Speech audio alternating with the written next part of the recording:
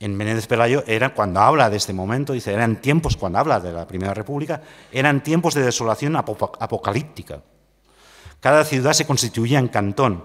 La guerra civil crecía con intensidad enorme. Andalucía y Cataluña estaban, de hecho, en anárquica independencia. Los federales en Málaga se destrozaban entre sí.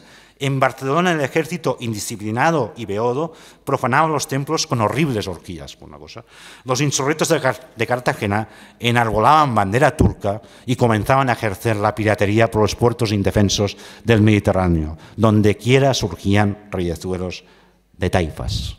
Es decir, el problema ya no es que se condene el cantonalismo o la Primera República, es que se convierte eso en aquello que Machado escribirá en 1912. Españolito que viene, español que vienes al mundo, te guarde Dios, porque una de las dos Españas tiene que helarte el corazón. Es decir, la idea de España y de la anti-España. Y el federalismo y todo eso se sitúa como la imagen que construye esa idea de esa anti-España. Pero a pesar de ello, en ese sitio donde no debemos mirar, y ahora estamos aquí haciendo un congreso y mirándolo, ese sitio donde debemos mirar sigue siendo un sitio fundamental para repensar nuestro pasado y nuestro presente, incluso nuestro futuro. Y acabo con una poesía que le encantaba y que es el título de la ponencia a Josep Fontana, uno de mis maestros, T.H. Eliot, y acabo aquí. Tiempo presente y tiempo pasado. Están ambos quizá presentes en el tiempo futuro y el tiempo futuro contenido en el tiempo pasado. Si todo tiempo es eternamente presente, todo tiempo es irredimible por el corredor que no tomamos hacia la puerta que no abrimos. Gracias.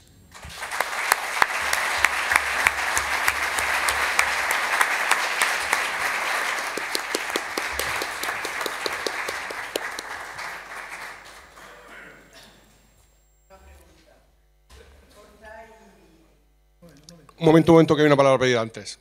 Hay una palabra pedida antes.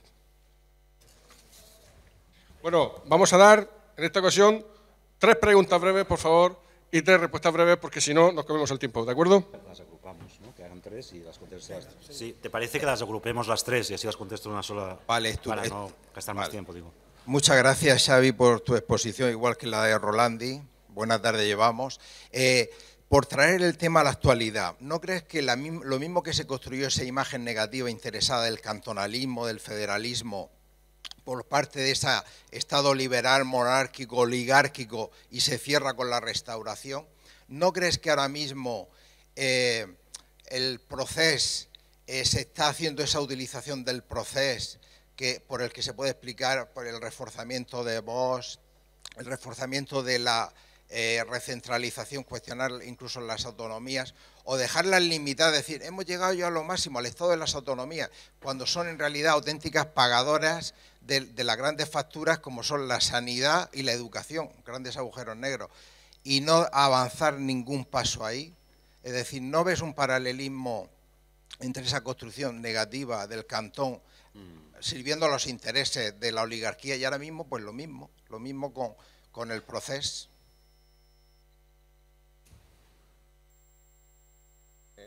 ¿Contestas o contestas al final? Que hagan y las contesto las 3. De acuerdo. Para no, la siguiente había aquí. No sé, yo no necesito ni...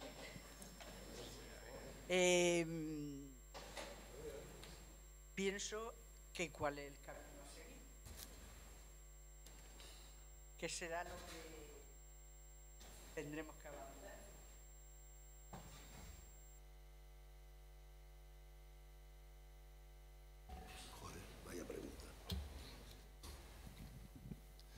Hola, buenas tardes. Mira, quería hacer 2 preguntas. Una era, ¿cómo ves tú que se extrapolaría el federalismo de aquella época en la actualidad? ¿Y cómo consideras los pequeños centralismos que hay alrededor de la nación española? Porque, más o menos, digamos, vamos, ¿cómo te lo puedo explicar? Digamos que yo veo la sociedad ahora mismo española está centralizada todo en Madrid. Todo se basa en Madrid, y yo que soy de Cartagena, pienso que todo se centraliza en Murcia. Esos pequeños centralismos, ese centralismo general, ¿qué opinión tienes tú de ello y cómo se podría afrontar eso para que todos seamos igualitario. Que además quiero escuchar ¿Hay alguna pregunta más? ¿Hay alguna pregunta más?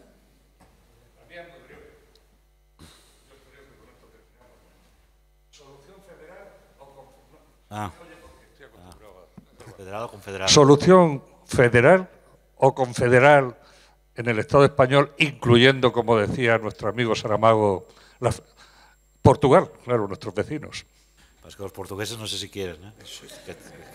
Que también eso, que pobrece. Voy a contestar rápidamente para... Hay una última pregunta. Perdón. Domingo. Nos vamos 5 y ya está. 5. La última.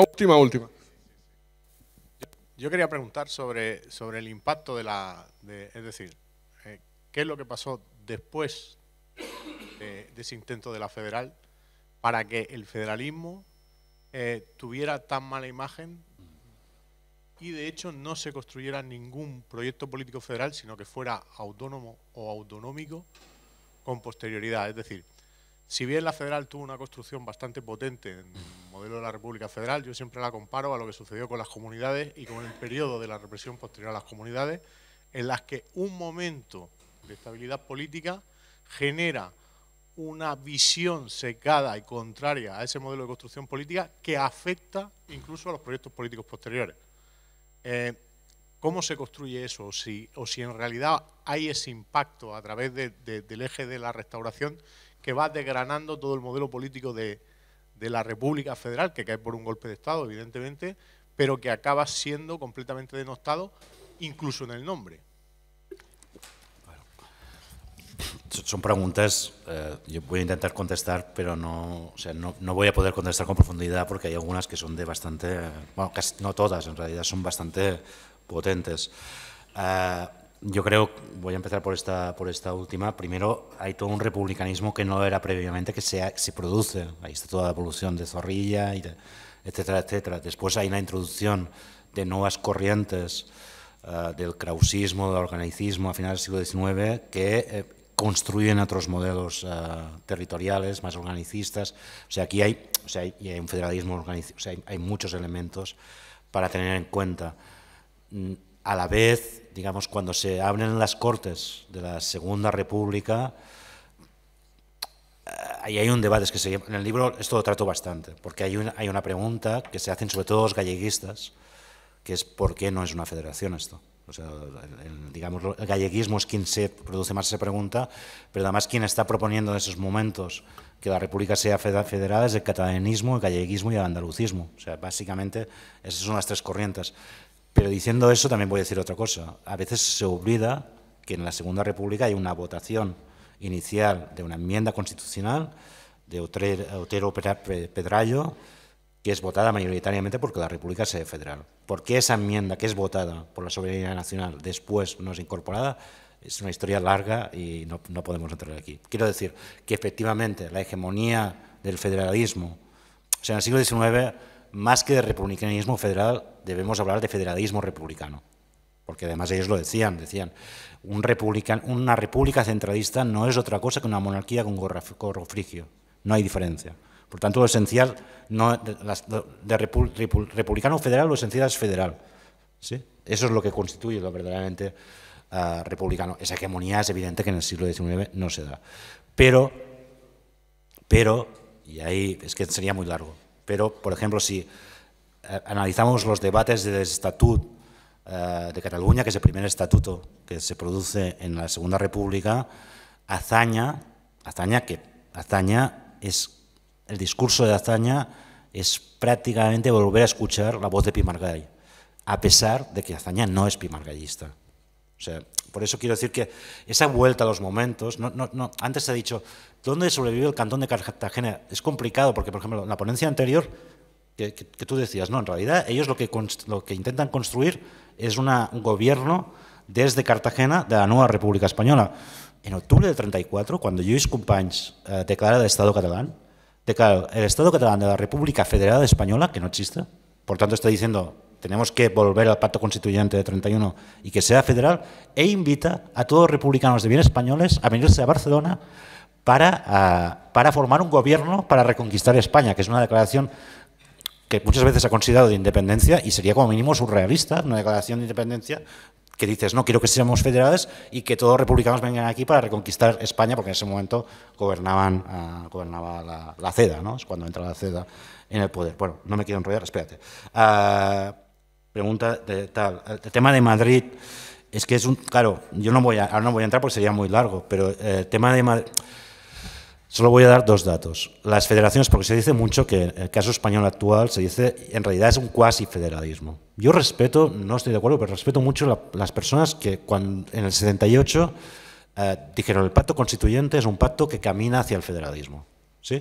Es un punto, no es un punto de llegada, sino es un punto de salida. Se podía interpretar así, yo creo que se podía interpretar así. A pesar de que la única vez que sale la palabra federación en la Constitución de 78 es para prohibirla, porque se prohíbe la federación entre comunidades autónomas. Es la única vez que sale esa palabra, pero a pesar de eso, tal. Lo que pasa es que yo creo que ahora es difícilmente defendible. Y hay un elemento que para mí no es que sea clave, pero para responder, en muchas federaciones de verdad, la ciudad o el territorio donde radica la capitalidad del Estado, no forma parte de la federación. Washington no tiene parlamento. Es territorio directamente del conjunto de Estados Unidos. Porque se considera que que la capitalidad ya te da una capacidad de atracción de recursos que si a eso le sitúas un Estado federal encima, eso crea una situación de distorsión del conjunto del sistema. Eso en el federalismo se considera, hay varias variantes, pero hay una parte del federalismo que considera esto. La Comunidad de Madrid se crea en 1983 y es una comunidad autónoma que no se crea ni por el 143 ni por el 151. Se crea por ahora me acuerdo del artículo, que es por razón de Estado. O sea, ahí hay un tema en debate federal que sería interesante abordarlo, pero no lo voy a abordar ahora. El tema del Estado territorial, el tema del procés, para no entrar mucho, yo creo que el Estado territorial, más allá, o sea, ha habido varias crisis ya. O sea, tuvimos la crisis de principios de siglo del llamado Plan Ibarretxe. Después hemos tenido la crisis del procés. Tenemos la crisis de la España vaciada. Tenemos, creo, la crisis territorial de Madrid. Yo creo que Madrid expresa una crisis territorial. O sea, la situación de Madrid, su actuación en el conjunto del sistema, creo que expresa también un modelo de crisis territorial. La ley de financiación autonómica tenía que renovarse por ley en 2014. Estamos en 2023. O sea, es evidente que hay una fallida, pero esto en el libro intento explicar por qué. O sea, también lo relaciono con el tema del proceso, pero con muchas otras cosas. Y sobre la pregunta, ¿qué hacer?, ¿no?, que es la pregunta clásica, yo voy a decir, por el corredor que no tomamos, hacia la puerta que no abrimos.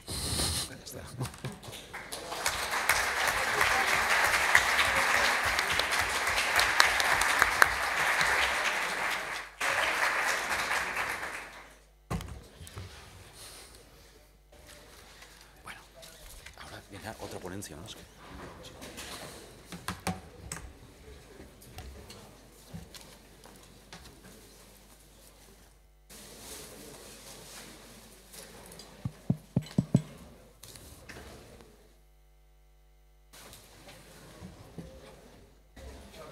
Sí. Vale. Vale. Vale. Colega jubilado de la enseñanza. Diego. Hola, amigo. Tienen que venir a... Amigo, claro, amigo mío. ¿Lo hacemos fuera? Lo digo para que se puedan poner la ponente que viene ahora, ¿no? ¿Qué tal? Muchas gracias, hombre. ¿Os parece si lo hacemos fuera? Porque así no molestamos a la...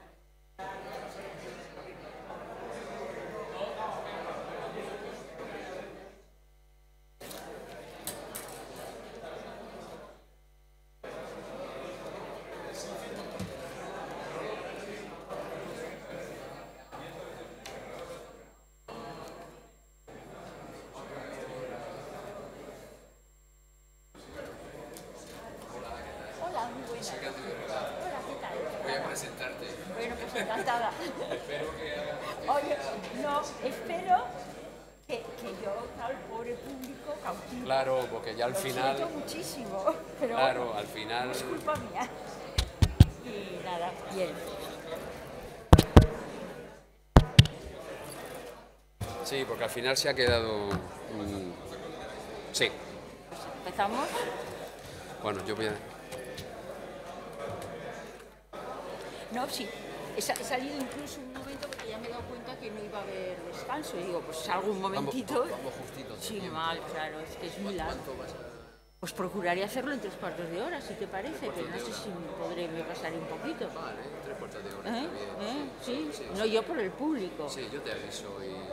Tú me dices, Yo te digo. porque luego ya sabes que nos liamos. Ah, muy bien.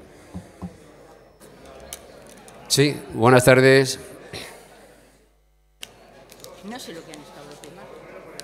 Bueno, pues ha habido margen. No me mira, los he escuchado, pero no lo he visto yo. Son las 7, pues a las 8 menos 10 yo creo que he terminado. Vamos a ver si soy formal. Sí, vamos a empezar la última ponencia de la tarde.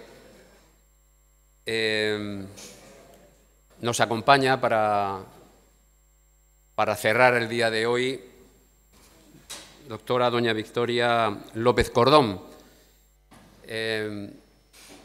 Yo voy a hacer unas reflexiones antes de hacer un semblance de su figura, de presentarla, y tiene que ver con cómo pues, interpreto el tema de la revolución cantonal.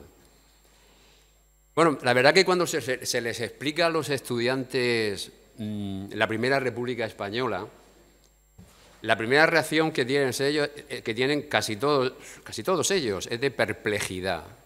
Realmente dicen, bueno, ¿cómo es posible? Y es porque yo creo que no hay en la historia contemporánea española un acontecimiento histórico de dicha magnitud en la que confluyeran al mismo tiempo tal cantidad de sucesos políticos en un espacio temporal relativamente reducido de apenas 2 años, del 11 de febrero de 1873 al 29 de diciembre de 1874. Bien, algunos historiadores utilizan el contexto para explicar algunos fracasos históricos. Argumentan que ciertas circunstancias económicas, políticas y sociales pues eran desfavorables y que por tanto pues, hicieron inevitable el fracaso de ciertos eventos o proyectos históricos. Sin embargo, esta postura, esta interpretación de la historia y los acontecimientos, pues bueno, algunas personas, algunos especialistas no lo consideran porque hay otras variables que intervienen en el contexto o en el hecho histórico, que son las ideas, la intervención individual, las personas, por tanto, las acciones individuales, ¿no? Y algunas acciones individuales aquí las hemos visto a lo largo de varias ponencias. Por tanto, las acciones individuales sí tienen un impacto significativo en el devenir histórico, en los acontecimientos y, por tanto, en la evolución y en los proyectos históricos. Pero lo cierto es que la Primera República nació determinada por muchos factores, pero yo a mi juicio voy a citar 2 que me parecen significativos. Evidentemente hay muchos más, pero uno de carácter interno es que había una guerra civil, la Tercera Guerra Carlista. No es fácil, una guerra civil dentro de un territorio es una situación muy compleja. Por tanto, ya tenemos ahí un elemento que va a determinar de una manera u otra la acción del Gobierno central. Y otra de carácter externo. Es que el contexto de 1873-74 estamos hablando de una crisis económica, lo que se denomina la crisis finisecular, que comprendería el último tercio del siglo XIX. Estamos hablando de un contexto de mundialización de la economía. Estamos hablando de un contexto donde los nuevos países, Estados Unidos, Brasil, Argentina, Australia, inundan los mercados de productos alimenticios, de productos agrícolas, que hace que sea realmente imposible competir con los productos del viejo continente. Estamos hablando de una revolución industrial, estamos hablando de tecnología, estamos hablando de innovación tecnológica, los transportes, el vapor. O sea, es un mundo fascinante, es un mundo que desde el punto de vista industrial, de profundas transformaciones económicas y sociales. Y evidentemente todo esto, estamos hablando de una mundialización del mercado de la mano de obra. O sea, es la primera vez que los flujos de las personas se mueven de un océano transoceánico, de un continente a otro continente. Millones de personas de Europa emigran a las nuevas tierras. Tierras de provisión, tierras de oportunidades. Por tanto, este es el contexto donde se va a desarrollar un fenómeno revolucionario como el que aquí nos ocupa. Pero es que Cartagena y su entramado, Cartagena no va a ser ajena a todos estos movimientos. O sea, el entramado industrial y metalúrgico que tenía la ciudad era lo suficientemente potente. Al contrario, está en este proceso de mundialización y se beneficia de ello. Hay que tener en cuenta que Cartagena crece demográficamente de una manera exponencial. Fíjense que en 1842 había 45.000 personas aproximadamente. En 1900 la ciudad tenía 100.000 habitantes. Estamos hablando de un crecimiento de 122,22%, con lo cual en un periodo relativamente corto de años. ¿Por qué? Porque es que Cartagena es una ciudad económicamente poderosa y eso evidentemente estaba alarmada, pero Cartagena no es una ciudad en declive, es una ciudad que crece con sus industrias de vidrio, con sus industrias de cerámica, que crece con sus industrias hidrometalúrgicas, con sus explotaciones mineras, con el boom minero. Hay una burguesía potente. El ayuntamiento no está empobrecido. El ayuntamiento de Cartagena tiene unas arcas relativamente saludables y saneadas. Por tanto, el contexto económico de la ciudad favorece, crea músculo y, por tanto, de una forma u otra, y las burguesías que viven dentro de la ciudad, de una forma u otra se consideran, pues bueno, activas y proclives a este fenómeno. Por tanto, y ya con esto voy a terminar, algunos historiadores económicos pues, nos gusta decir, bueno, si hiciéramos un análisis contrafactual, si no realmente el cantón de Cartagena hubiera sido posible, hubiera durado tanto tiempo, si la ciudad económicamente y empresarialmente no hubiera sido potente, ahí queda la pregunta, independientemente de la presencia militar. Bien, dicho esto, paso a presentar a nuestra invitada de esta tarde, que es doña Victoria López Cordón Cortezo. Su tesis doctoral estuvo centrada en el sexenio revolucionario. De ahí saldrían dos libros magníficos de referencia y de consulta a nivel nacional para todos aquellos que quieran estudiar la Primera República Española. Uno, el pensamiento político internacional del federalismo español, 1868-1874. Y el segundo, la Revolución de 1868 y la Primera República, publicado respectivamente en el 75 y en el 76. Pero si hay un periodo que también la define como historiadora y que la ha acompañado a lo largo de su vida académica y al que ha dedicado muchas publicaciones, es la historia de las mujeres y también la historia moderna. De hecho, fue catedrática de Historia Moderna en 1987 por la Universidad Complutense de Madrid. Debo de comentarte que yo también hice mi incursión en la historia moderna y mi primer trabajo fue en la revista de Historia Moderna y Contemporánea de la Complutense, que en los años 80 era la única que podía ser lo suficientemente prestigiosa. En los años 80 el panorama editorial era diferente, ¿no? Entre sus proyectos de investigación hay que destacar tensiones políticas y estrategias administrativas en la España del antiguo régimen, el proyecto político de reforma de la monarquía española, 1680-1759, instituciones y redes sociales, historia de las mujeres, relaciones internacionales en la Europa moderna. Se jubiló en el año 2012. En el 2012. Y en reconocimiento de su excelente trayectoria investigadora, pues se publicó un volumen colectivo bajo el título Herederas de Clio, mujeres que han impulsado la historia. Fue coordinada con las profesoras Gloria Franco y María Ángeles Pérez. Ha impulsado los estudios de género desde el Instituto de Investigaciones Feministas y desde la Asociación Española de Investigación de Historia de las Mujeres.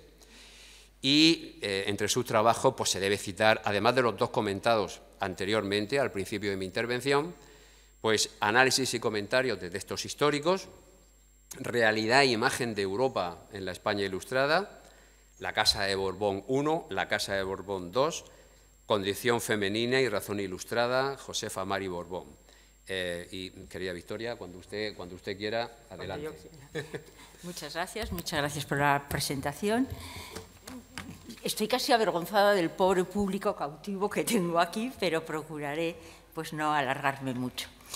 En primer lugar, sí quiero decirles, y bueno, la presentación que ha hecho mi comentario lo dejo así, que debo agradecer la invitación a este seminario, porque efectivamente yo trabajé muchísimo al principio en el sexenio y en el federalismo, por razones académicas y de las circunstancias universitarias del momento, pues me reciclé hacia la historia moderna.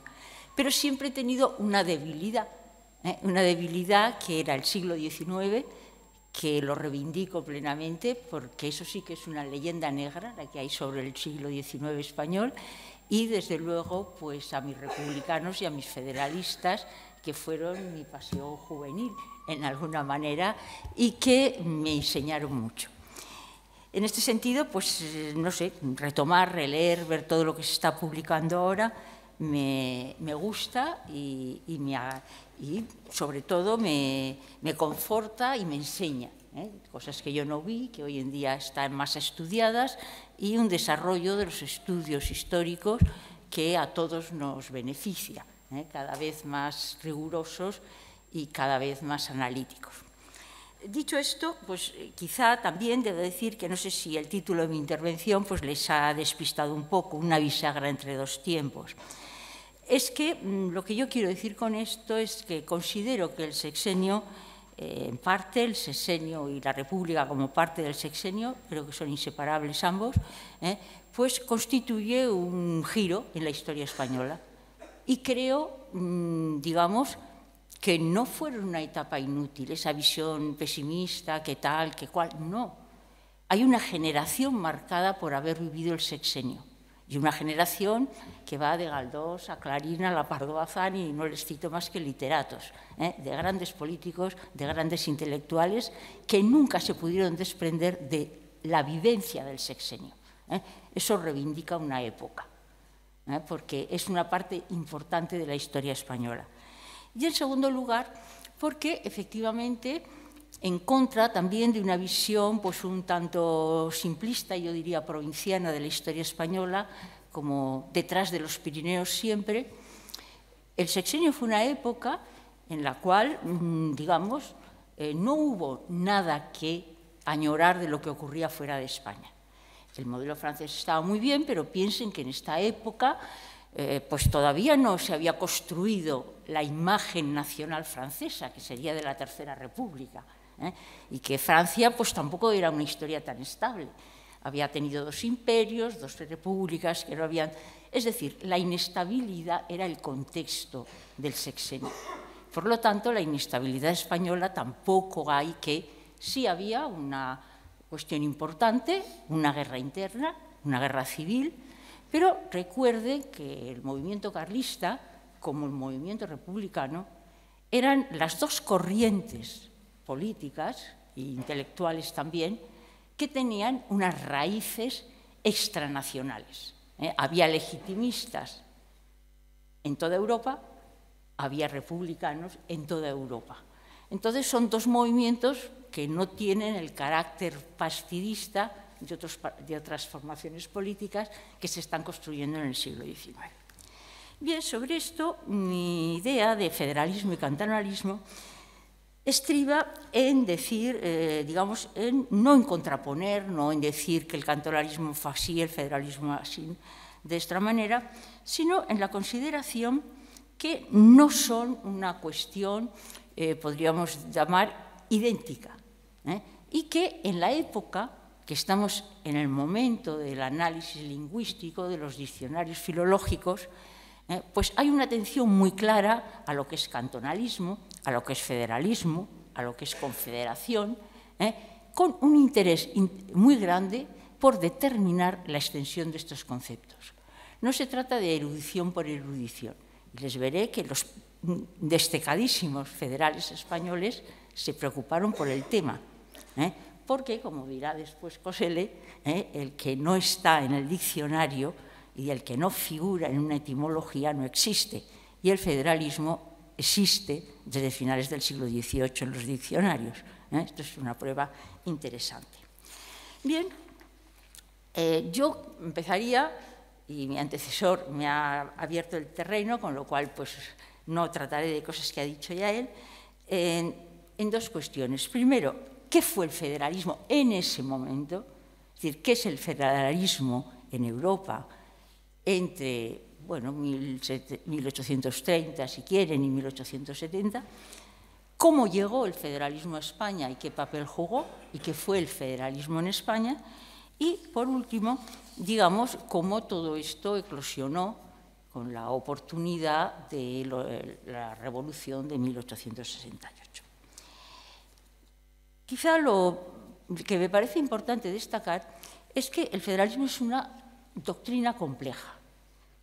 Esto llama la atención, porque efectivamente todo el mundo habla de federalismo, pero el federalismo es una doctrina compleja que procede de unas fuentes muy concretas y que tiene un contenido jurídico-político que no podemos prescindir de él.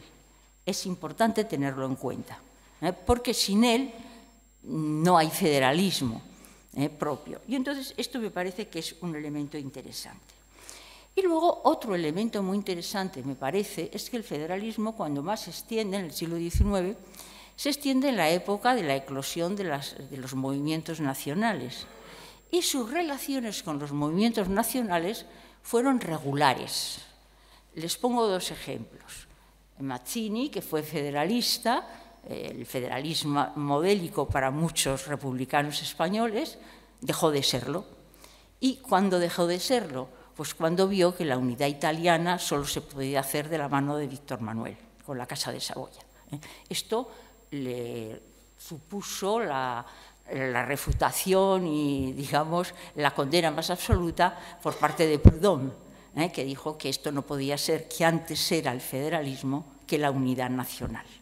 Y este dilema entre nacionalismo y federalismo es un dilema antiguo. Es un dilema que se plantea en el siglo XIX, que es la época de los nacionalismos románticos, que tampoco tienen que ver con los nacionalismos de nuestros días. Bien, en este sentido yo creo que esto es un elemento importante. Segundo elemento importante, en el federalismo, lo ha dicho también mi antecesor, la concepción de una sociedad supranacional no es un elemento decorativo, es consustancial con el propio federalismo.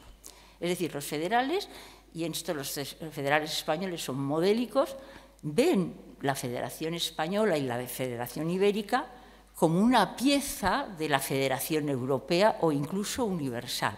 Bien, estamos en romanticismos y en postulados maximalistas, pero esta visión internacionalista es muy importante, porque es a través de los congresos de la paz como el federalismo llega al anarquismo.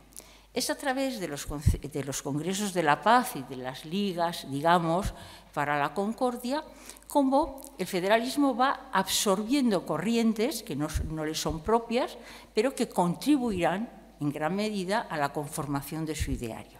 Es decir, es podríamos decir, una teoría política donde lo jurídico territorial efectivamente es importante, pero con gran capacidad para asimilar otras ideas que proceden, digamos, de otras corrientes.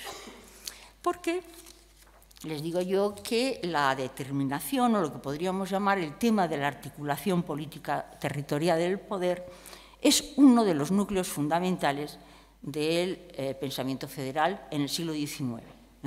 Es decir, en Proudhon lo tiene muy claro y no es el único, todos los federalistas. Porque piensen ustedes que uno de los grandes problemas del federalismo en España, sobre todo de sus modelos prácticos, es que, bien, sí, se va a hacer una república española, pero ¿cómo? No está decidido si van a ser las provincias o los reinos. No está decidido qué determinaciones. Entonces, la falta de una determinación jurídico-territorial paraliza el sistema.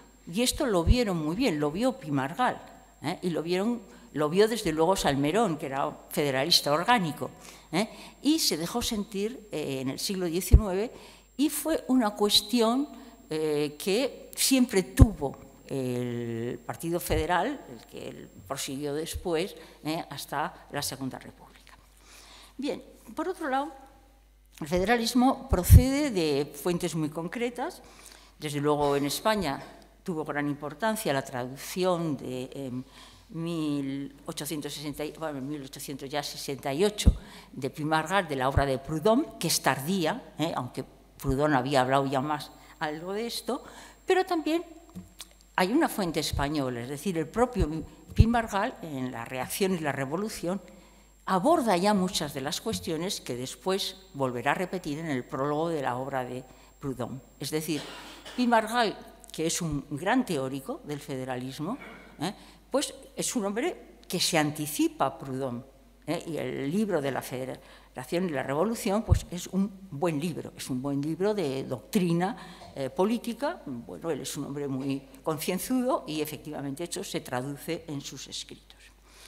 También, claro, a veces se nos olvida, y hay que recordarlo siempre, lo ha recordado mi antecesor también, que, digamos, no es el único texto, por así decirlo, federal que circula y que leen los intelectuales de la época. Realmente, también en España tiene, pero en toda Europa, tiene una gran importancia la obra de Tocqueville sobre la democracia en América.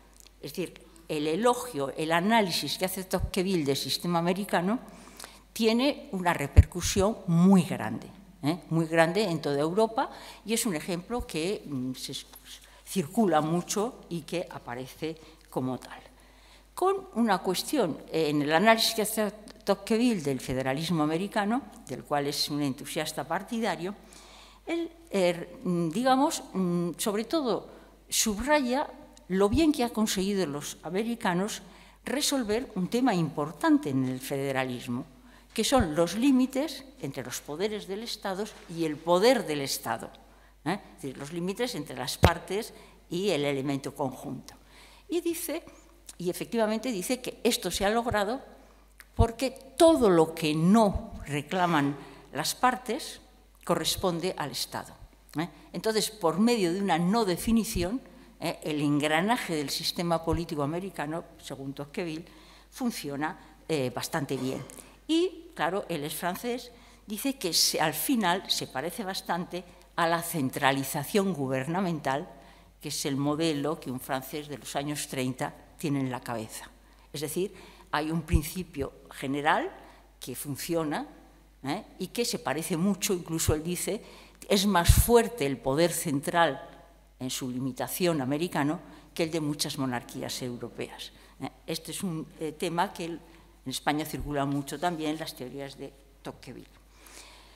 También en España hay otra corriente que tiene mucha importancia. Estas son fuentes europeas, desde luego Mazzini es el apóstol que todos los republicanos federales españoles tienen en mente hasta los años 60, pero también hay otra fuente muy importante, pues prácticamente desde los años 40, que es la llegada del krausismo y sobre todo de la filosofía jurídica de Arens.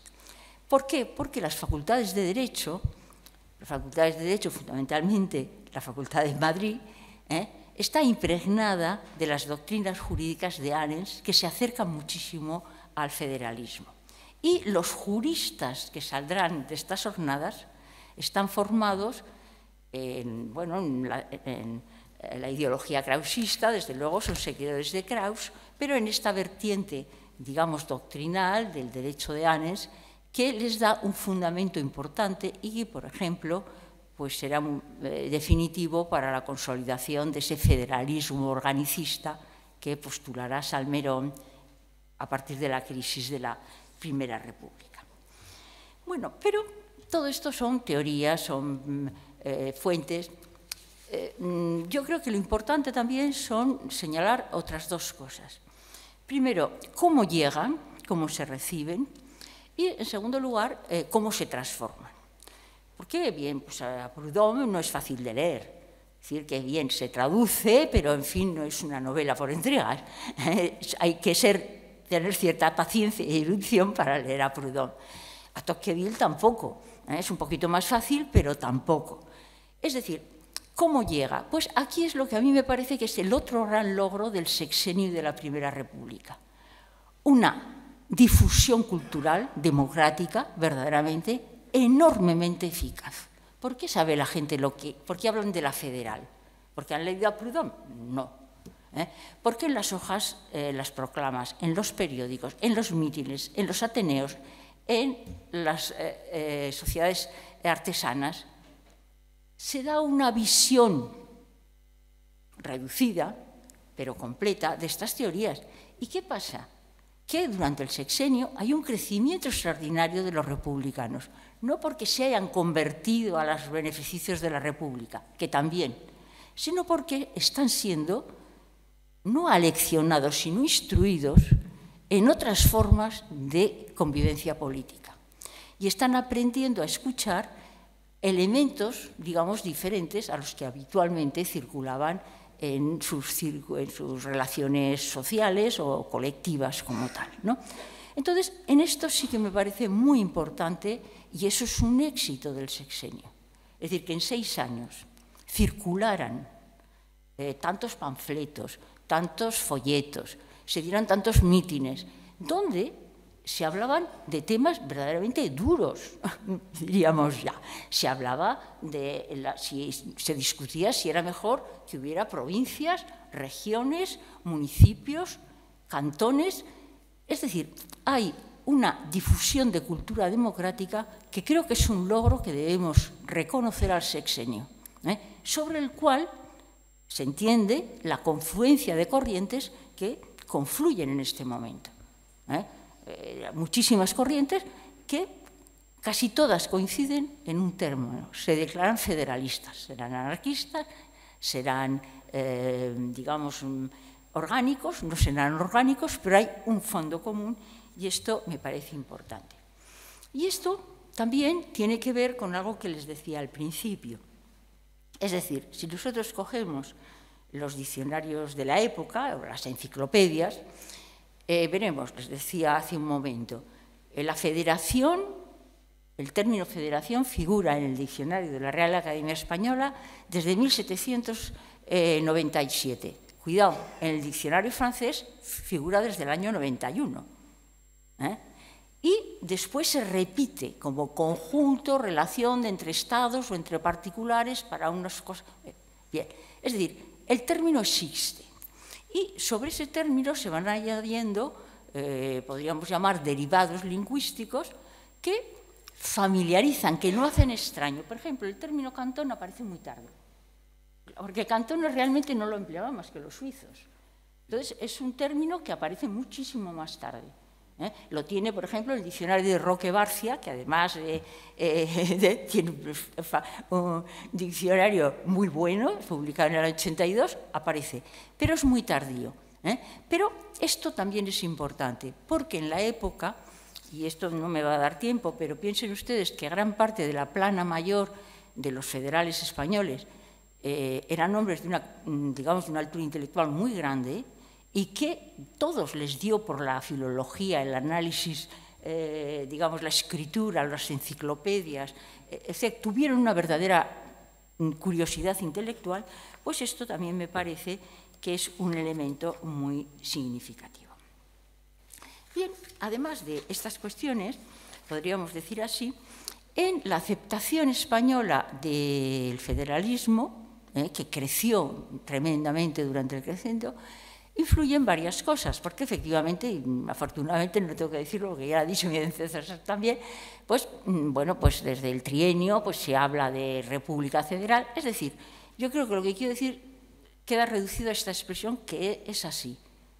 El republicanismo en España fue federal, lo raro era ser republicano unitario, hasta entrada la Restauración, hasta que ya se conforman otra vez los partidos republicanos, ya en los finales de los años 70, el republicanismo fue federal, siempre en España. Y fue federal no por una idiosincrasia que les llevaba a la descentralización, no, muy claro, porque los únicos modelos republicanos que había eran federales. ¿Dónde estaban las repúblicas federales? Estaban en Estados Unidos o en Suiza. ¿Y por qué las repúblicas americanas se hicieron federales? Pues por la misma razón, el modelo que tenían era el americano. Y a la hora de organizar lo que podríamos llamar el mapa territorial de la América hispánica, pues el federalismo les dio un instrumento útil, en el cual el modelo americano era muy claro. Es decir, los modelos eran federales, estaba claro. Luego, efectivamente, pues estaban, si quieren ustedes, el tema de las juntas. Bueno, bien, pero piensen que el federalismo fue muy poco, el federalismo, podríamos llamar así, duro, fue muy poco historicista. Era más una doctrina de presente para resolver los problemas entre las nacionalidades que una doctrina de pasado. No estaba para resucitar, no estaba para resucitar antiguos estados, antiguos condados, no. El federalismo estaba para resolver una Europa de las nacionalidades donde la guerra era la causa. La guerra estaba allí, la guerra franco-prusiana estaban ahí. Por tanto, era una doctrina mucho más de presente. También querría añadir, porque se dice muy poco a veces, la importancia, han dicho, y es un tema, yo pienso que es de los más importantes dentro del federalismo, la idea de la Unión Ibérica. La federación entre España y Portugal. Piensen que es un tema sustancial. Es un tema sustancial que los republicanos todos sostienen constantemente, que en el Cantón Murciano se dice, se habla. ¿Por qué? Porque, efectivamente, en una Europa donde se está produciendo la unidad italiana y se está produciendo la unidad alemana, ¿por qué no se va a decir la unidad ibérica? Es una consecuencia del propio proceso de la dinámica del siglo XIX. Y, efectivamente, hubo contactos con Portugal, además gran parte de la plana mayor del federalismo, además de ir a París, fueron a Lisboa, y entonces hay un republicano portugués, el padre de los republicanos portugueses, Enríquez Nogueira, al cual conocieron bastante, lo conoció Barcia, lo conoció Garrido, todos los que emigraron a Portugal, murió pronto, y Enríquez Nogueira tiene de singular, era federalista, pero su obra principal era el municipalismo en Portugal. Es decir, el federalismo que concebía Enríquez Nogueira estaba más que vinculado a la región, mucho más vinculado al municipio. Y esto es importante porque en el sexenio hay una indeterminación. ¿Qué es la región? Es el antiguo territorio, es el antiguo reino, es el municipio. Fíjense ustedes que hay modelos distintos que se barajan. Y la influencia de Enríquez Nogueira desde el punto de vista municipal pues es una influencia muy positiva que habría que añadir a nuestros federales como tal. Bien, les decía al principio de mi intervención que a mí me parece, a lo mejor dentro de 2 años no me parece, pero en fin, por ahora, que federalismo y cantonalismo se reconocieron mutuamente, los cantonalistas se declararon federalistas constantemente, y lo eran, no hay por qué dudarlo, pero a la altura del año 73 yo creo que había diferencias muy importantes entre el cantonalismo y el federalismo, que derivaban simplemente de la proyección, por un lado, que tenían, y de la praxis. Es decir, esta especie de rechazo, digamos, que tuvieron los federales de Madrid o de la República con respecto al cantonalismo, venía de esa especie de espontaneidad en que había surgido el cantón murciano. Y también de que efectivamente no determinaba aquellas cuestiones que les parecía eran clave.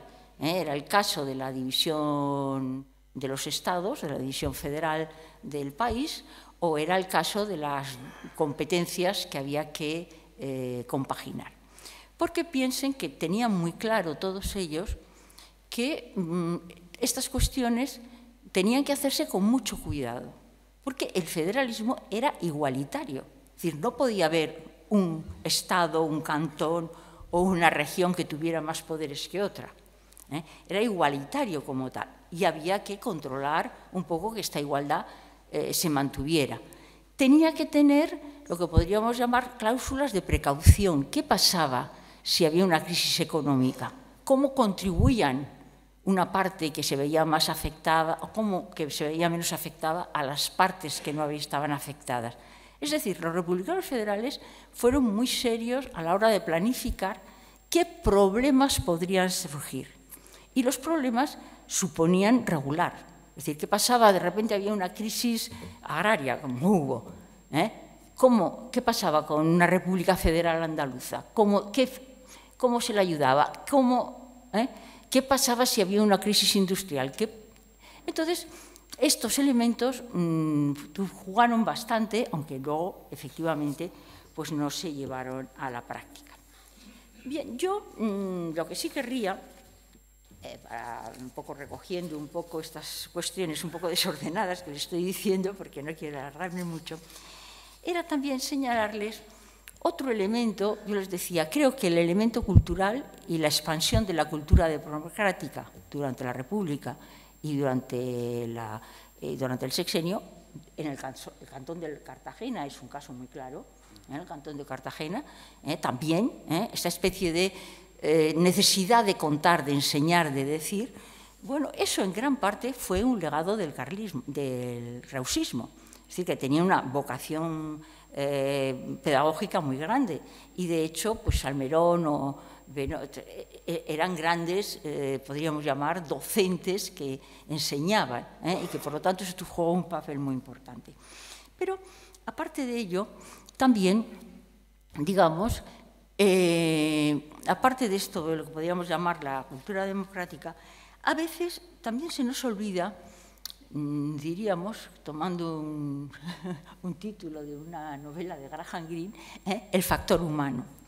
Y muchas veces cuando vemos las tensiones que se originaron dentro de los propios federales, digamos, de la República, o entre los cantonales y el gobierno de la República de Madrid, pues no tenemos en cuenta las personas, la formación, las expectativas de los que estuvieron y tuvieron que, de alguna manera, enfrentarse con estas situaciones más o menos complicadas. Bueno, esto, ¿por qué me parece que es interesante? Yo creo que cada vez los estudios históricos están dando cada vez más influencia a lo que podríamos llamar el factor humano. Es decir, no se trata de individualizar, no. Pero cuando se produce un proceso de cambio social, sí es importante conocer cuál es el destino de esas personas, qué papel juegan, y en el caso del sexenio revolucionario español y de la Primera República, si quieren, una importantísima contradicción que se dio. Cuando digo contradicción no tiene una significación negativa, sino simplemente un problema, y es que un movimiento de carácter político e intelectual como fue en su origen el federalismo, digamos, donde había una plana mayor, digamos, muy preparada y muy a punto de las nuevas doctrinas y de lo que había que hacer, logró que este ideario tuviera una base popular que lo aceptara y que lo defendiera. Y este contraste entre minorías y bases fue un elemento que, a mi modo de ver, pesó muchísimo durante el sexenio. ¿Por qué? Porque había, digamos, pues Pi Margall lo decía muchas veces, no, si eso yo no es lo que yo digo, no es lo que yo digo, pero es lo que se entiende. Y este elemento pues apareció de forma bastante clara.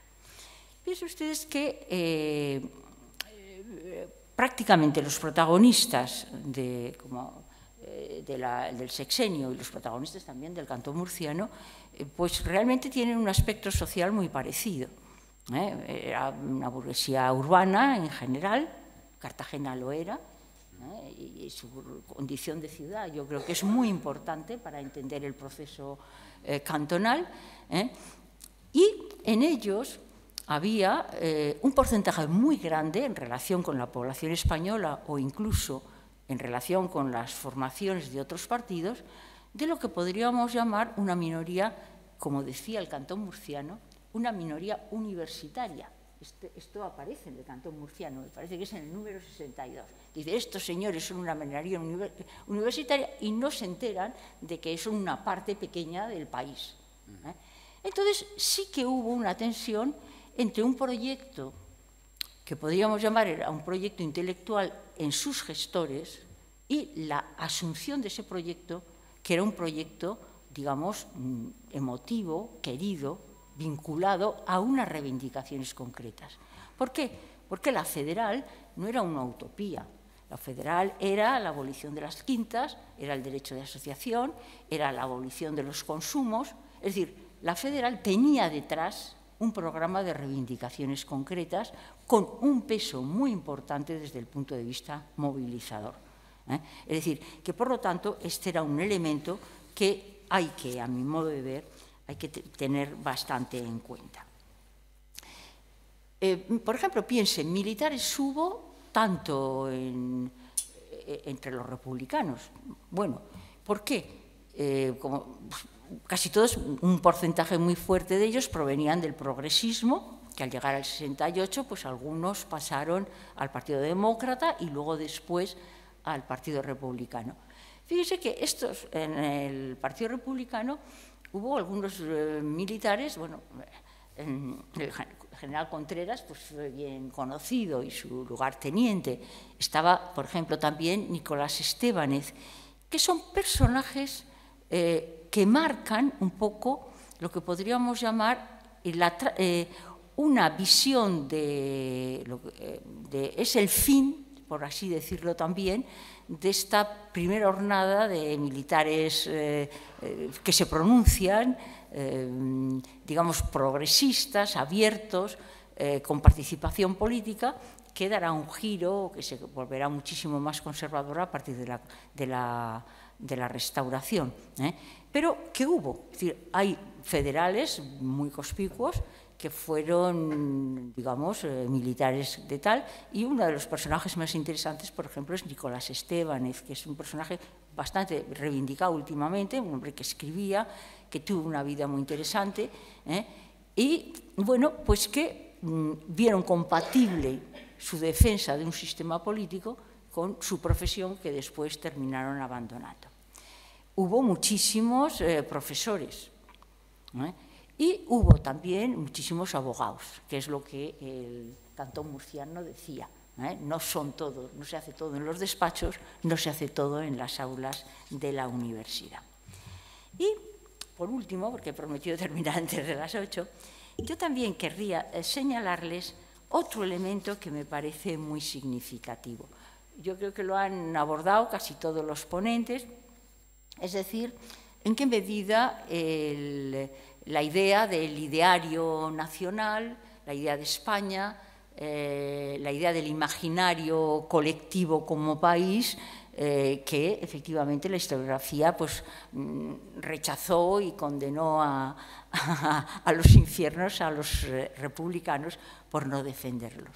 Sin embargo, realmente basta hojear cualquier escrito de la etapa del sexenio, y aquí pues el cantón murciano lo expresa muy bien, para ver la cantidad de veces que se refieren a España, e incluso cómo los mitos fundacionales del liberalismo, por ejemplo, Mariana Pineda, se trasladan intactos. ¿Cómo se trasladan? Es decir, cómo hay una asunción de los primeros mitos del liberalismo, como, por ejemplo, también pues la reivindicación de las comunidades de Castilla. Esto aparecen constantemente. Las comunidades de Castilla, bueno, pues eran prácticamente federales del siglo XVI. Bien, pero quiere decir que con esto, insisto, esta idea del falseamiento historiográfico frente a una idea de secesión que no se encuentra realmente en los textos y en la práctica de la época, ¿no? Y que, sin embargo, sí que es interesante porque esto sí pasará también, y me permito hacer otra alusión cultural, por ejemplo, al teatro de la época, sí pasará a las novelas, donde, mucho más que en la política, lo que podríamos llamar la historia, pasa a conformar el sustrato de un determinado ideario. Yo creo que esto también me parece bastante significativo. Yo precisamente para terminar, sí diría que les faltaron héroes, efectivamente. Les faltaron héroes. Y cuando yo he estado releyendo ahora las cosas sobre el cantón murciano, pues sí me llamó la atención que el héroe del cantón murciano no tuvo un monumento, efectivamente, hasta muy entrado el siglo XX. Pero que hay una memoria, que hay unos romances, es decir, que sí hay la transmisión de una memoria de lo que fue a esta época a través de vías menos formales, pero que en un momento determinado eclosionan como tal, y que creo que es un elemento muy significativo. Bien, pues para terminar, yo diría que ni la Primera República fue inútil, ni el cantón murciano tampoco. Es decir, porque fueron experiencias, y las experiencias siempre son importantes. Y yo creo que efectivamente, lo ha dicho el primer interviniente, no se trata de denigrar, tampoco de santificar, convertir a todos a mártires y santos, sino simplemente de la lectura de las equivocaciones, porque también se equivocaron muchas veces, de los errores, pues se puede sacar, no lecciones de futuro, porque la historia no está para el futuro, es una senda del pasado, pero sí una mejor comprensión de los hechos de aquella época. Y en este sentido, yo creo que nunca se puede quitar ni a los federales, ni a los cantonales, ni a los revolucionarios de septiembre, dos cosas que sí tuvieron, que es el entusiasmo, la convicción de que iban a conseguir algo, y al mismo tiempo lo que podríamos llamar la persistencia, porque esos fermentos siguieron. El federalismo se transformó, no desapareció. Si bien, evidentemente, yo les decía, efectivamente es una bisagra en el siglo XIX, hay un antes y un después, pero piensen que no solamente esa bisagra se da en España. Es decir, la Europa de la paz de Frankfurt no es la Europa, digamos, del Congreso de Viena, desde luego. Y, efectivamente, la Francia de la Tercera República tampoco es la Francia de la República del 48. Entonces, yo creo que ese cambio de circunstancias pues pesó muchísimo sobre un y otro proceso, y ese cambio de circunstancias, pues, de alguna manera, pesó también sobre los protagonistas de estos acontecimientos. Bueno, creo que les he llenado de confusión, pero agradecerles su presencia y su atención, y agradecer también a los intervinientes que tanto me han enseñado a mí también con sus intervenciones. Muchas gracias.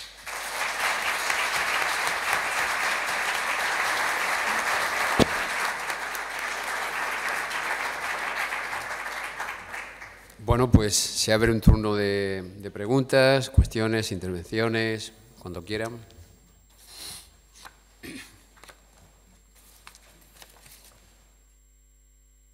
Parece que a estas horas ya... Ya es muy duro.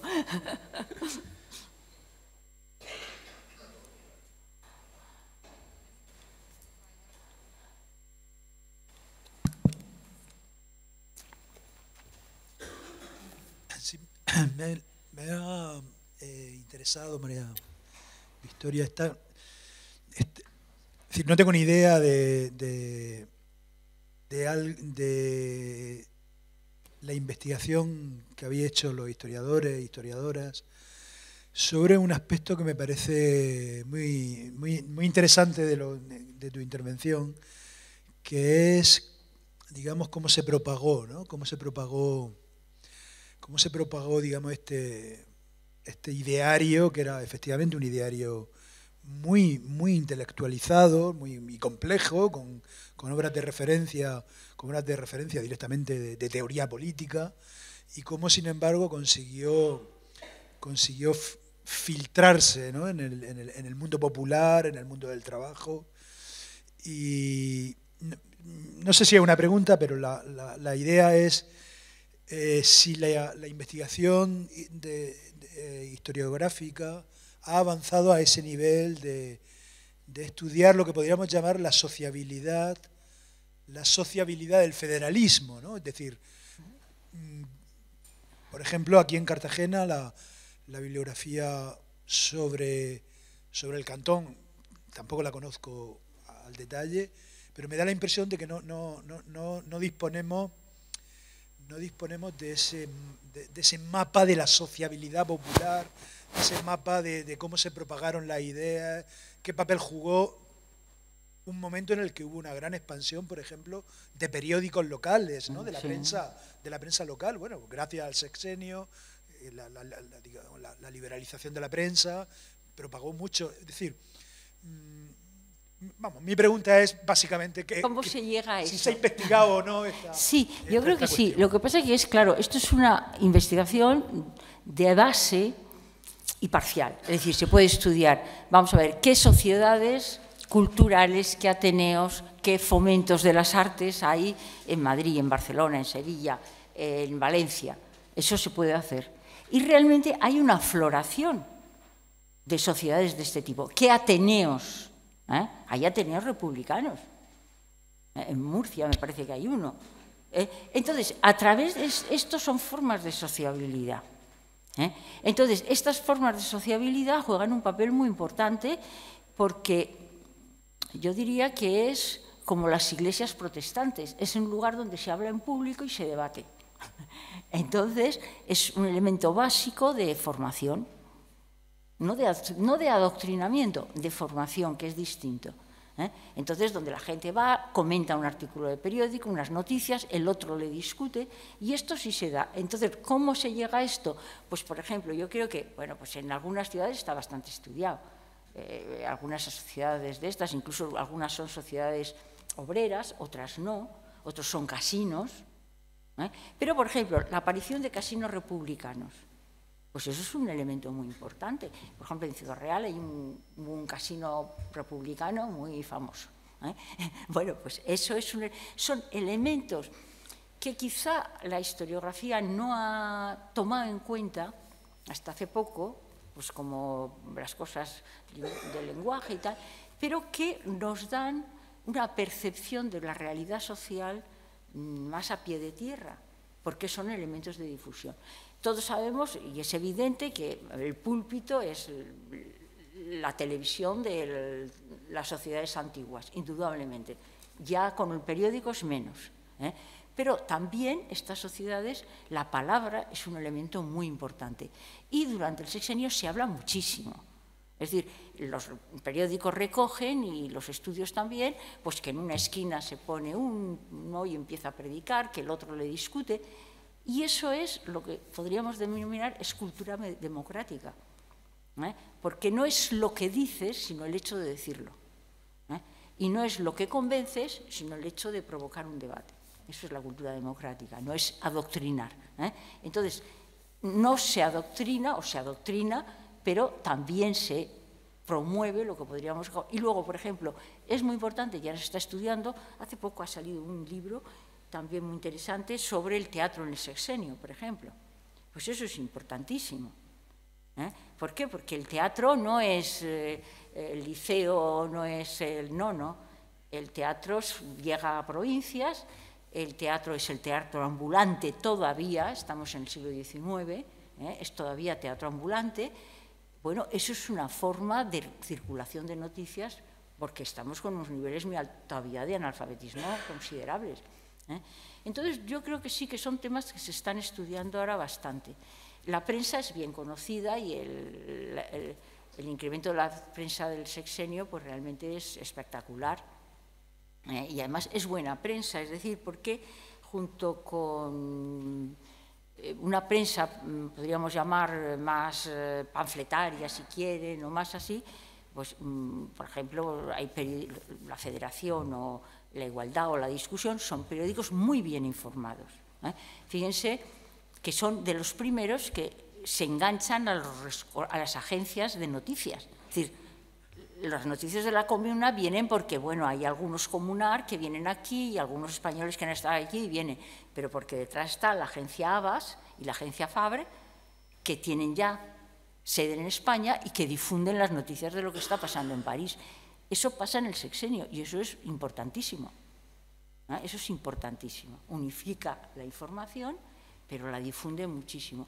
Entonces yo creo que todos estos elementos ayudan a entender la coyuntura de estos 6 años pues de una manera más compleja que el simple, que no digo simple en el sentido despectivo, que exclusivamente el debate político. Es debate político, pero es debate político que penetra mejor en el cuerpo social. Sí.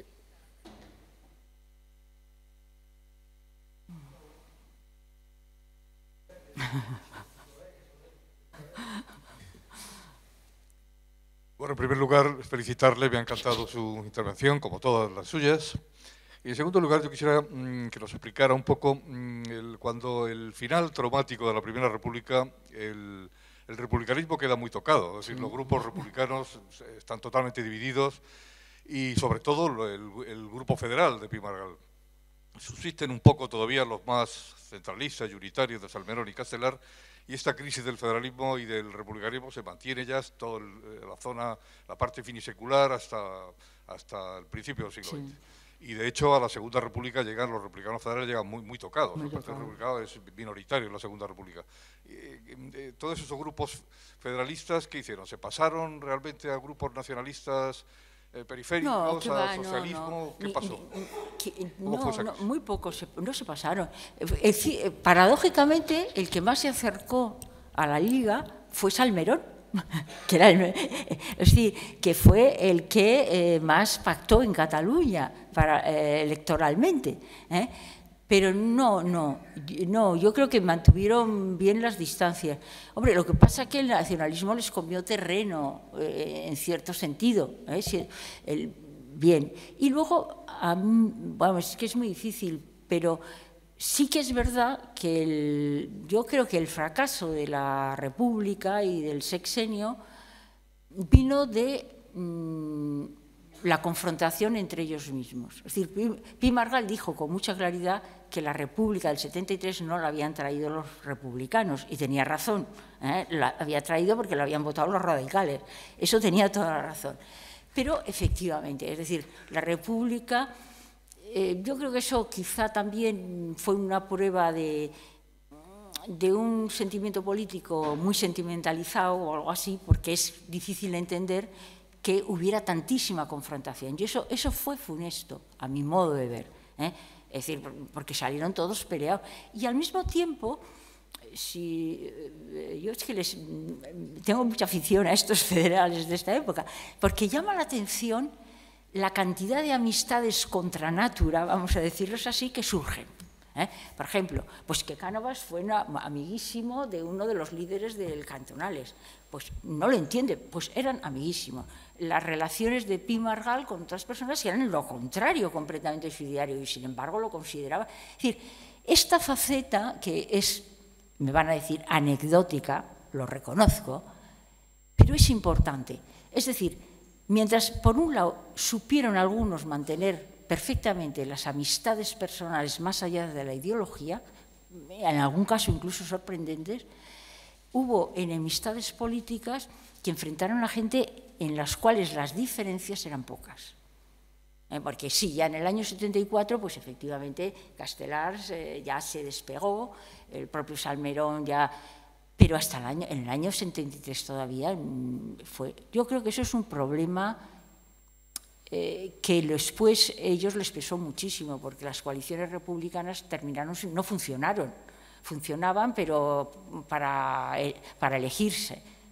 Entonces, yo creo que eso sí que es un tema interesante, probablemente porque eran cuadros intelectuales y como todos intelectuales estaban muy pegados de sí mismos y de sus doctrinas. Yo no lo sé, yo no los juzgo. Es así, es así. Yo creo que eso sí que es un tema que debilitó muchísimo, aparte de que, claro, bueno, pues no tenían, hasta los años 70 no podían, estaban todos fuera. Y luego también es interesante, por ejemplo, ver cómo vivieron los exilios, ¿no? Porque, por ejemplo, es muy interesante como los que fueron a Orán, por ejemplo, Contreras, pues lo que dice el cónsul, esto lo estudió un profesor de Murcia, lo que dice es que no hace más que escribir, está escribiendo memorias, está escribiendo memoriales. Es decir, toda esta gente tuvo una pasión por la escritura, incluso los que no eran de oficio literatos, que llama la atención. Llama la atención, bueno, lo que escribió Roque Barcia no podemos decir, no digamos Fernando Garrido, que se hacía, por Dios, unos tomos, las clases trabajadoras, y no llegaba uno, llevaba el tercer tomo y estaba en los romanos todavía. Es decir, esto nos da la medida de la distancia. O sea, son anécdotas, pero las distancias nos ayudan a ver lo que nos separa su tiempo de nuestro tiempo. Y yo creo que eso siempre hay que mirarlos con los ojos de su tiempo. Esta gente escribía muchísimo, escribía de todo, porque todos hemos manejado unas obras para ver qué deciden del sexenio. Pues hasta que llegas al sexenio viene Aníbal, Mandomio, los árabes, etc. Es decir, bueno, esto que es un anecdótico, y os reís con razón, pero es importante porque no podemos entender a los federales, ni la federal que clamaban los amotinados, sin entender la mentalidad. Eso es fundamental y eso es dificilísimo. Pero es que si no, estamos hablando por hablar. Y desde luego nada parecido, a mi modo de ver, con las reflexiones que podríamos sacar sobre el presente. No, porque viven en un tiempo, acosados por un tiempo, limitados por un tiempo, y luego esta pasión por la escritura y la lectura, pues es verdaderamente extraordinaria. O sea, esto es así. Y hay que reconocerlo, porque lo hemos perdido.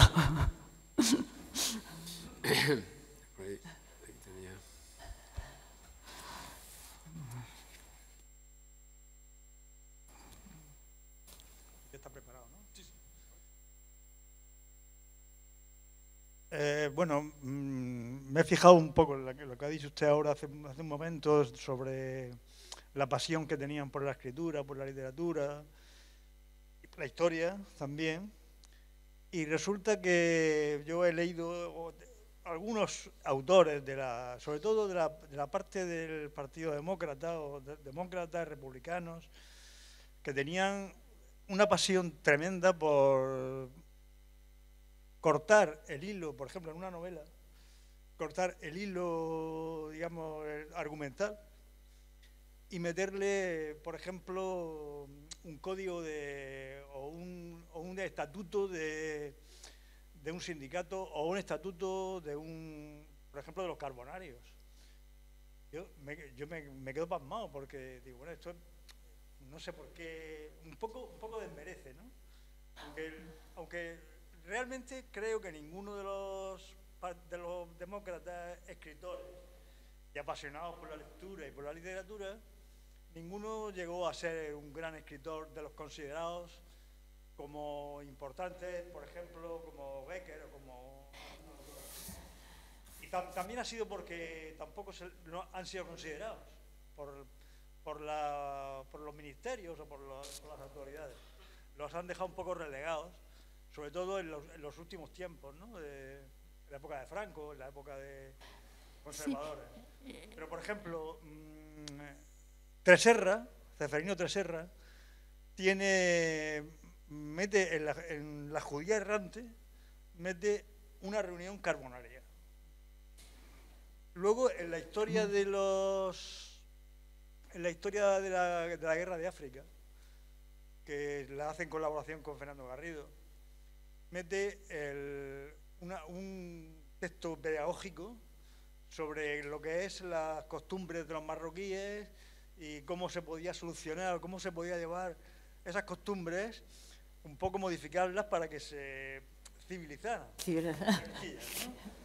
Luego Roque Barcia, por ejemplo, también escribe muchas revistas y tal, y por ejemplo, Roque Barcia tiene obras, creo recordar, 4 meses en París o algo así, que yo lo he leído en Los Pensiles, que son unas revistas que se publican en Cádiz, de tipo fourierista, con tendencia fourierista, ¿no? Y bueno, la verdad es que, no sé, no me gusta mucho, digamos, la dinámica literaria, pero que todos esos autores son importantísimos para ubicar la política de la época en la literatura. O mejor dicho, la literatura le sirven de medio para comunicar esas ideas y de hecho hacen un sistema pedagógico para que la gente que lea esas obras se entere. Y entonces, bueno, lo quería poner de manifiesto. Yo creo que eso es cierto, pero claro, como también es cierto que, bueno, pues como en nuestros días se escriben cosas horrorosas y que se leen muchísimo.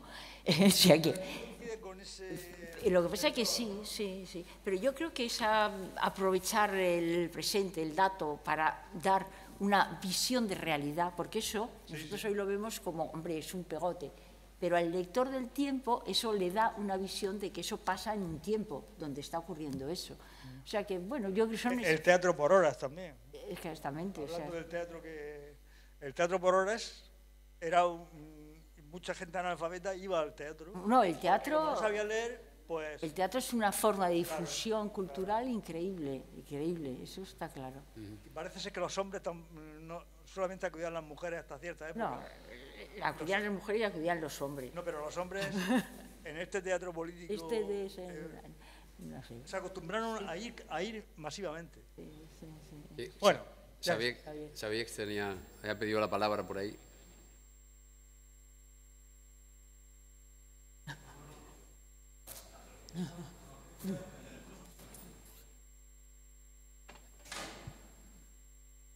No, yo primero agradecer la ponencia, que me ha encantado. Yo solo tenía dos cuestiones. Una hace referencia cuando has dicho que el federalismo español no era historicista. Y después te digo la segunda. Yo tengo la sensación de que no solo el federalismo o el republicanismo español era historicista, sino que incluso el conjunto del liberalismo español era bastante historicista, porque en realidad, y sobre todo el republicanismo, porque la lucha se centra contra la monarquía, pero es una monarquía específica, es la borbónica. Entonces ahí hay una recuperación constante del austraucismo, es decir, del periodo anterior, de las grandes rebeliones antimonárquicas, que además se convierten, digamos, en los grandes constructores de las memorias regionales que serán después utilizadas por los proyectos nacionalistas. Es decir, el humus previo viene ese republicanismo básicamente porque están luchando contra un tipo de, no solo contra la monarquía, sino contra un tipo de monarquía que se instituye en 1714-1715. Y hay una recuperación, y porque el mismo liberalismo español, en la guerra del francés, en la guerra napoleónica, claro, allí hay una mezcla entre tradición y liberalismo. Y la segunda es más concreta, porque quiero saber tu opinión, es el tema del krausismo. A mí siempre me ha sorprendido mucho, porque el krausismo, o sea, en gran parte nace por un viaje que se hace en los años 40 de Ríos a Alemania, que queda fascinado por un filósofo que en Alemania no es hegemónico. O sea, mientras en toda Europa están hablando de Hegel, en España nos da por el krausismo. Entonces, yo siempre he tenido la impresión que más que la influencia del krausismo, es que el krausismo era la filosofía más útil a un tipo de elaboración organicista sobre la nación española, que eso es lo que se acabará imponiendo. Creo que está muy centrado, ahí me puedo equivocar, pero está muy centrado en Madrid. Lo que pasa es que la potencia de Madrid en términos intelectuales es absolutamente impresionante, y que eso, digamos, afecta o modifica el corpus federalista, que venía más de Pi Margall, etcétera, etcétera. Es una opinión, no No, mira, respecto a... Porque lo de krausismo a mí se me ha parecido sorprendente. Es decir, que toda Europa hable de Hegel y nosotros estemos aquí con Kraus, me parecía como... No, lo primero te digo, el liberalismo sí que tiene un discurso historicista. Y lo que toma el republicanismo es lo del liberalismo. Es decir, en la medida en que, por ejemplo, cuando habla de las comunidades, pues lo toma del liberalismo, porque eso está desde finales del 18. O sea, que es un discurso viejo. Pero en todas las discusiones, ya has visto tú, ya sea en el Congreso, ya sean en los periódicos, ¿cómo formamos el Estado federal? Pues es que hay una mayoría quieren por provincia, las provincias son del día de anterior. O sea, es la división provincial de Javier de Burgos, que no sé cómo se les ocurre, pero hay un sector importante que sostienen eso. Y, digamos, por ejemplo, el concepto de los reinos antiguos, pues, por ejemplo, lo dice Pi Margall, pero lo dice más adelante, lo dicen las nacionalidades, pero no lo dice antes. Es decir, que en ese sentido digo yo que a mí me ha llamado la atención que los liberales montan pues todo, las comunidades, tal, no sé qué, esto está muy bien estructurado.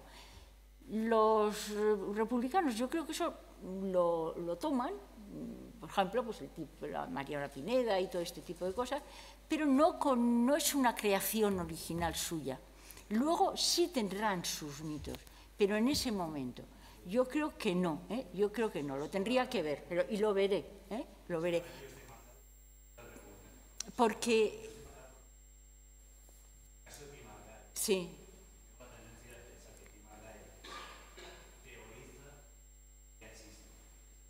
Sí. Sí, no es... Por ejemplo, yo me he leído los textos de los republicanos catalanes, también tengo que decirlo, de los años 40, y la utilización constante en el Huracán, por ejemplo, de la concepción de antiguos reinos que antes habían sido naciones, eso es constante. Y de hecho, ahora ya, aquí me tal, pero es verdad que hay la discusión provincial de Burgos, Burgos, pero por ejemplo, hay veces que cuando hablan de provincias no se están refiriendo a la división provincial de Burgos, se están refiriendo a la anterior.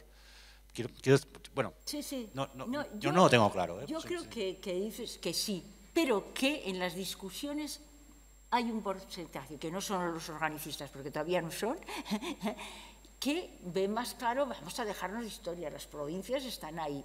Entre otras cosas, porque claro, si en el fondo es un reparto de poder, como todo, entonces claro, las circunscripciones históricas son mucho más amplias, ¿no? Entonces, pues y como hay un federalismo que es municipalista, pues dicen, no, vamos a hacer circunscripciones más pequeñas, porque así el poder está más distribuido. Es decir, en este sentido yo creo que no, que luego tendrá un peso mayor, pero a mí yo no lo he visto, pero no. Y luego, con respecto al krausismo, no es tanto, Kraus llega en ese momento y tal, Sanz del Río y tal, pero yo me he referido a las facultades de Derecho. Es decir, es la introducción de Arens que les da un instrumento de pensamiento republicano y de pensamiento. ¿Por qué? Porque en Alemania hay una tradición federal, es decir, que es muy plausible, es más, el ejemplo del Imperio Alemán, y el propio Proudhon dice que se han creído, ¿qué pasa ahora? Que mucho mejor era el Imperio Austriaco, que hará lo que pretenden hacer en Italia con el rey de Saboya, y eso lo hizo Proudhon. Es decir, que la visión de que antes no estaban efectivamente tan centralizados como están en ese momento, pues está claro. Y en ese sentido, pues yo creo que el Arens a mí me parece bastante importante porque les da un instrumento intelectual y eso también es un elemento difusor, porque todos los que pasan por las facultades de Derecho, que son pocas, leen a Arens y tienen un instrumento doctrinal que ya sé que parece, pues bueno, es una intelequia intelectual y eso no importa a nadie. No nos creamos eso, yo no me lo creo. ¿Por qué? Porque en el fondo una teoría razonada es mucho más eficaz que una teoría intuitiva a la larga. Y entonces yo creo que ahí vieron un elemento de, digamos, de discusión de un cierto nivel y de poder sostener sus ideas en unos foros donde podía ser efectiva, no lo sé. Pero bueno, no hago causa de ello tampoco. Nada más a decirte, porque yo que os iba a hablar de Saudaró y de toda esta gente, pues en tu honor no lo he hecho.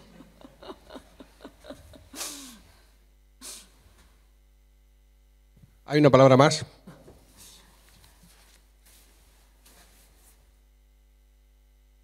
Hola, buenas. Lo primero de todo, felicitarle por su comparecencia.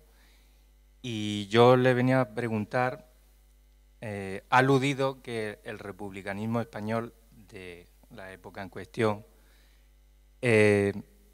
bebía, o sea, solo podía beber de los modelos que existían en ese momento, que son el estadounidense y el suizo. El holandés también, que era monarquía, y el propio alemán. Vale, de acuerdo. Y yo quería preguntarle sobre si hay algún pozo en concreto del modelo suizo en todo lo que es el republicanismo. El modelo suizo es que el modelo suizo está funcionando como modelo republicano desde el siglo XVI. Lo que pasa es que el modelo suizo no es exportable.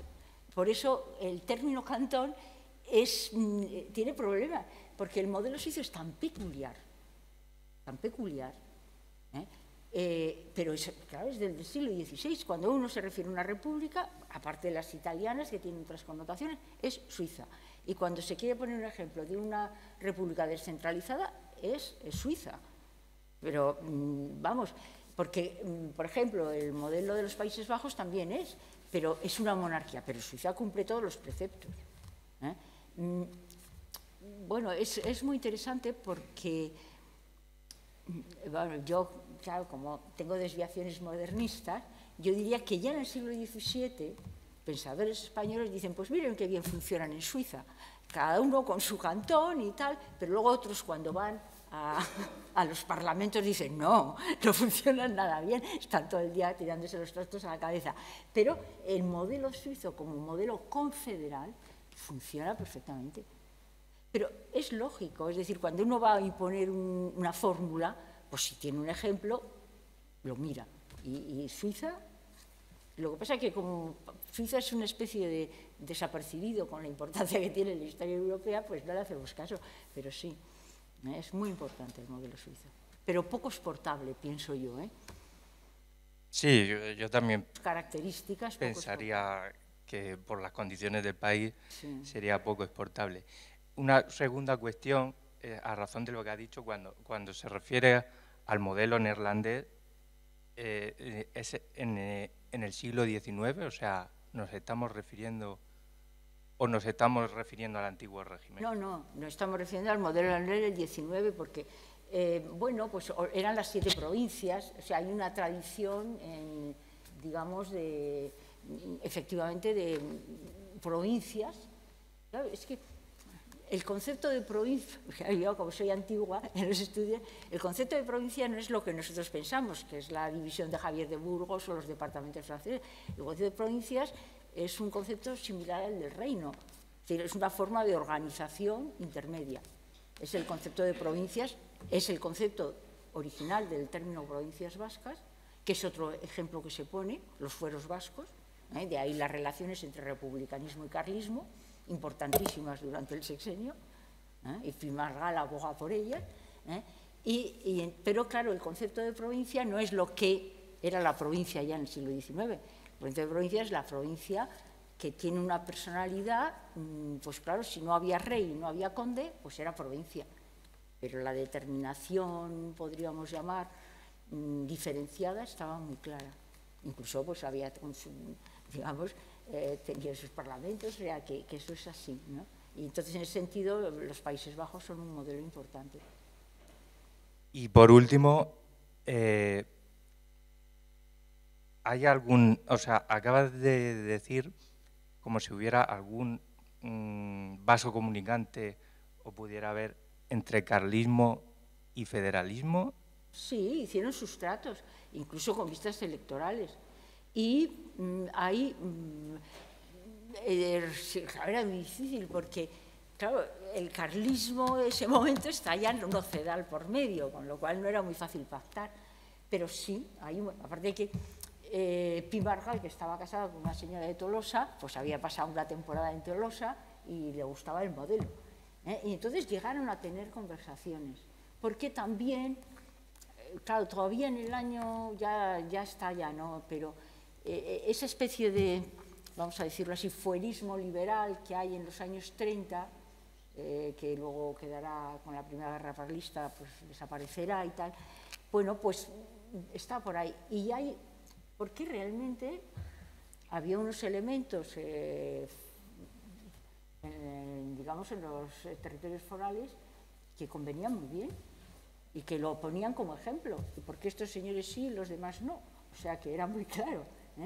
Lo que pasa que era a la altura de estas fechas ya era muy complicado, era muy complicado, y si los hubieran echado, probablemente hubiera habido, entre los dirigentes a lo mejor alguno hubiera podido acercarse, pero no era ya muy complicado, porque ya el carlismo estaba mucho más ideologizado, no solo en el tema de los fueros, y los republicanos con los carlistas pues hubiera sido un escándalo, pero hubo conversaciones, o sea que, y de hecho casi llegaron a intentar ir coaligados en las elecciones. O sea que, ¿hay alguna palabra más? bueno, pues muchas gracias, porque a estas horas... Muchas gracias.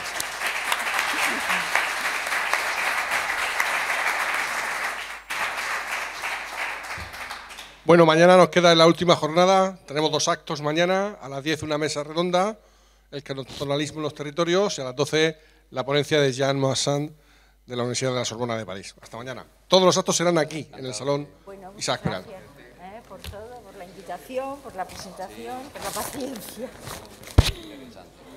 O sea que nada. ¿Ya te regresas para Madrid? ¿Te quedas a dormir? Me voy mañana, no, ahora no me puedo ir, me voy lo que siento es no poderme quedar más. Bueno, nada, vosotros. Bueno, yo no sé lo que he dicho porque tenía como 40 páginas que he prescindido de ellas, con lo cual no sé yo cómo he ido de ordenado, porque claro, pues eso, una cosa es prepararlo y otra cosa es ya... Muy bien, muy bien. Bueno, Ha estado muy bien. pues me alegro, gracias. ¿El hotel viene muy mucho, no? Bien, bien, sí, ahora me voy a Aitara, cenamos ahí, hay ceno ahí, y mañana me iré yo. Lo que pasa es que mañana ya nos veo, claro. Me voy.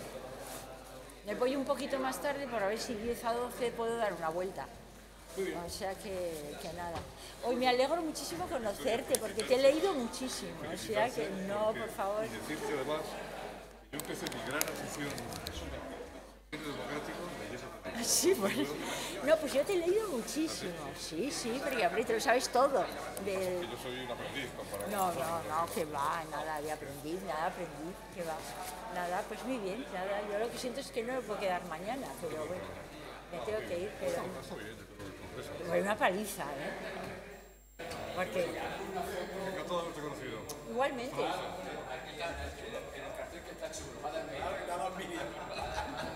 Señora, enhorabuena.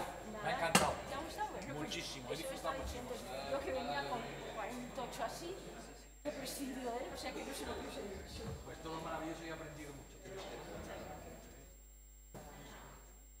Nosotros lo hemos pasado muy bien.